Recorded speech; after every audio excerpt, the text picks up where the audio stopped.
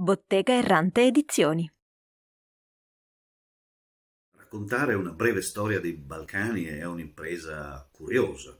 Bisogna essere o pazzi o molto amici degli editori che te lo hanno proposto. Per fortuna sono entrambe le cose e quindi nella bella miscela dell'inconsapevolezza mi ci sono messo nell'impresa ed è stata un'impresa curiosa, attenta e anche ricca di sorprese da parte mia.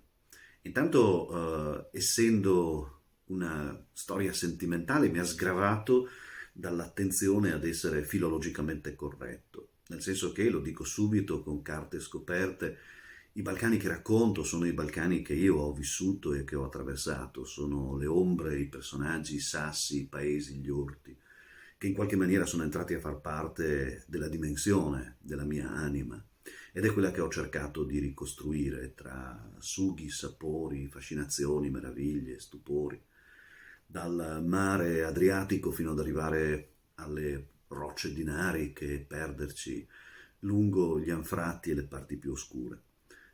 La storia si organizza in tre grandi momenti: una parte mitica, mitica anche per me, va a scandagliare dove è nata questa mia fascinazione, certamente nelle terre dell'Istria pietrose, nei suoi villaggi che hanno fatto parte della mia infanzia e da questo poi sono sublimate.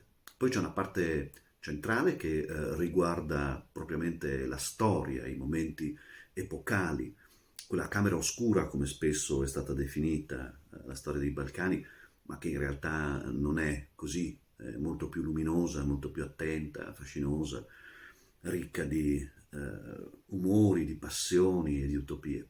L'ultima parte racconta forse il momento più tragico dei Balcani, il secolo breve che ancora in effetti non è concluso, che ci portiamo dietro come uno strascico, storia di ponti, storia di guerre, di incontri, di distruzioni, ma anche di grandi sogni che aleggiano tra Sarajevo e le altre grandi città. Ecco, io cerco di raccontare me stesso probabilmente attraverso i Balcani, di andare alla ricerca di quello che io sono nel sogno di una terra magnifica e tragica che non finirà mai di stupirmi. Buona lettura.